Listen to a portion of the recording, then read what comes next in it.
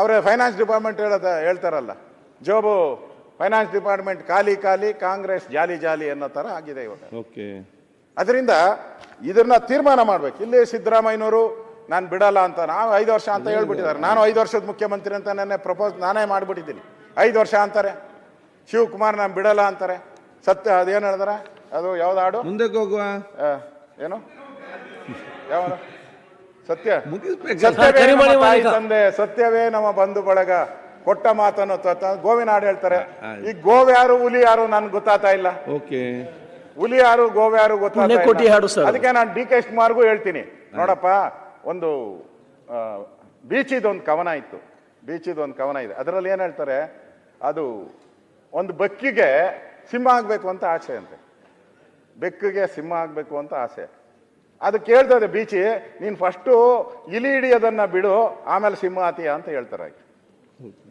ಅರ್ಥ ಆಯ್ತಲ್ಲ? ಅಧಿಕಾರ ಬೇಕು ಅಂದ್ರೆ ಡಿ ಕೆ ಶಿವಕುಮಾರ್ ಜೀವನ ಒದ್ದು ಕಿತ್ಕೊಂತೀನಿ ಅಂತ ಹೇಳಿದಾರಲ್ಲ, ಒದ್ದು ಕಿತ್ಕೊಂತೀನಿ ಅಂತ. ಒದಿಬೇಕು, ಯಾರನ್ನ ಒದಿಬೇಕು? ಅವ್ರ ಜೀವನನೇ ಒದಿಯೋದೇ ಆಗ್ಬಿಟ್ಟಿದೆ.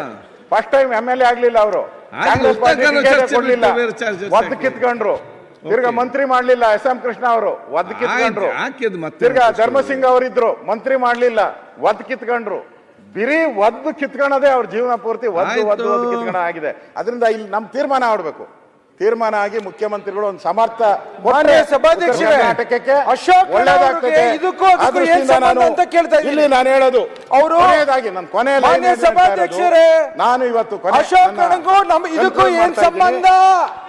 ಉತ್ತರ ಕರ್ನಾಟಕ ಅಭಿವೃದ್ಧಿಗೆ ಒಂದು ಮುಖ್ಯಮಂತ್ರಿಗಳು ಏನೇನು ಭರವಸೆ ಕೊಟ್ಟಿದ್ದಾರೆ ಕಳೆದ 2 ವರ್ಷದಲ್ಲಿ, ಏನೇನು ಭರವಸೆ ಕೊಟ್ಟಿದ್ದಾರೋ ದಯವಿಟ್ಟು ಅದನ್ನ ಹೇಳ್ಬೇಕು. ನಮಗೆ ಉತ್ತರ ಕರ್ನಾಟಕ ಜನತೆಗೆ ಹೇಳ್ಬೇಕು, ನಾನು ಇಷ್ಟು ಭರವಸೆ ಕೊಟ್ಟಿದ್ದೀನಿ, ಇಷ್ಟು ಕಂಪ್ಲೀಟ್ ಮಾಡಿದ್ದೀನಿ, ಇಷ್ಟು ಪ್ರಾರಂಭ ಮಾಡಿದ್ದೀನಿ, ಇಷ್ಟು ಕಂಪ್ಲೀಟ್ ಮಾಡಿದ್ದೀನಿ ಅಂತ ಉತ್ತರ ಕರ್ನಾಟಕದ ಜನತೆಗೆ ಅವ್ರು ಹೇಳ್ಬೇಕು. ಕಳೆದ 2 ಅಧಿವೇಶನದಲ್ಲಿ ಅವ್ರು ಕೊಟ್ಟಿರೋಂಥದ್ದನ್ನ ಅವ್ರು ಹೇಳ್ಬೇಕು.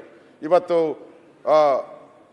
ಎಲ್ಲ ಜಿಲ್ಲೆಗಳಲ್ಲೂ ಇದ್ರ ಬಗ್ಗೆ ಏನು ಉತ್ತರ ಕನ್ನಡ ನಾನು ಹಾಗೆ ಹೇಳಿದ್ದೀನಿ, ಏನು ಅಷ್ಟು ಹಣ ಕೊಟ್ಟಿದ್ದೀರಾ, ಎಷ್ಟು ಖರ್ಚಾಗಿದೆ, ಯಾರು ತಿಂದಿದ್ದಾರೆ, ಯಾರು ಒಳ್ಳೆ ಕೆಲಸ ಮಾಡಿದ್ದಾರೆ, ಇದನ್ನ ದಯವಿಟ್ಟು ವೈಟ್ ಪೇಪರ್ ಬಿಡುಗಡೆ ಮಾಡಿ